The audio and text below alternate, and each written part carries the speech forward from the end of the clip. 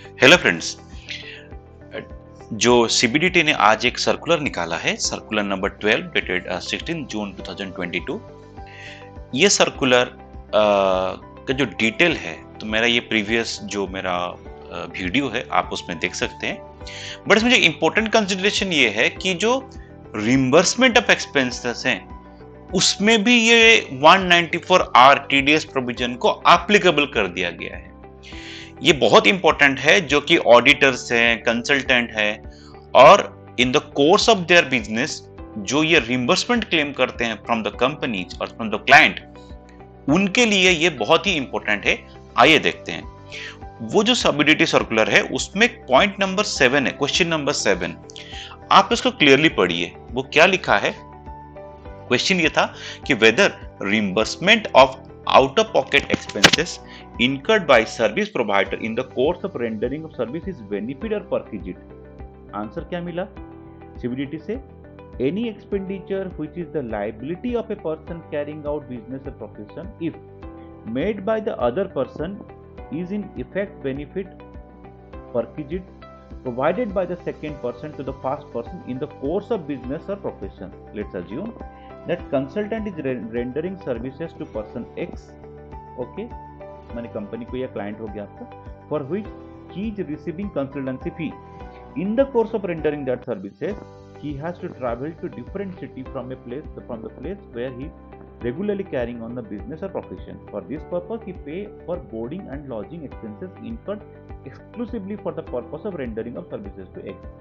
Ordinarily the expenditure incurred by the consultant is part of his business expenditure, of course, which is deductible from the fee that he received from the company X। In such a case, the fee received by the consultant is his income and expenditure incurred on travel is his expenditure, deductible from such income in computing his total income। Now, if this travel expenditure is made by the company X, it is the benefit or perquisite provided by X to the consultant। However, sometimes the invoice is obtained in the name of X, and accordingly if paid by the consultant it's reimbursed by X।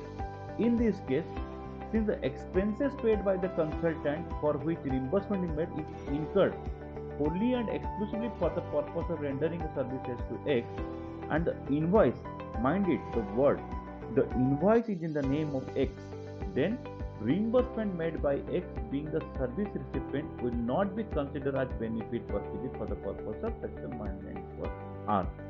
Important बात यह है कि if the invoice is not in the name of X and the payment is made by X directly or reimbursed, it is the benefit or perquisite provided by X to the consultant for which the deduction is required to be made under section 194R। Let's an example, consultant company, ये जो contract हुआ उसमें during by virtue of execution of work जो travelling and accommodation bill है ये extra है out of this consideration consultancy. First option, if the travelling और accommodation bill in the name of the company, अगर company के नाम पे direct है और ऑडिटर ने या कंसल्टेंट ने वो बिल को पेमेंट करके रिइंबर्समेंट क्लेम करते हैं आपका कंपनी से, उसके लिए सेक्शन एप्लीकेबल नहीं है। और हाँ, इसके ऊपर एक्स्ट्रा जीएसटी भी एप्लीकेबल नहीं है, क्योंकि अगर ये कंपनी के नाम पे बिल है then auditor act as a pure agent, इसमें एक्स्ट्रा जीएसटी भी नहीं होगा कि नो टीडीएस भी नहीं होगा, right. If in the name of consultant, अगर होटल बिल्स या ट्रैवलिंग बिल्स जो भी बिल्स है कंसल्टेंट के नाम है और वही इन्वेस्टमेंट वो क्लेम करते हैं कंपनी से for reimbursement, as per this guideline वो रिइंबर्समेंट के ऊपर में टीडीएस कटेगा 194 at the rate of 10%। और अगर मैं थोड़ा जीएसटी के बाद बोलूं, अगर बिल ऑडिटर या कंसल्टेंट के नाम पे है जिसको पर रिइंबर्समेंट क्लेम कर रहे हैं फ्रॉम कंपनी, इन दैट के consultant or auditor should raise the invoices to the company by charging GST, because अगर बिल कंसल्टेंट और ऑडिटर के नाम पे है then he is not a pure agent at all. इसमें जीएसटी भी applicable होगा प्लस आपको टीडीएस कटेगा जो जब आपको पेमेंट करेगा कंपनी, एप्लीकेबल हो सकता है।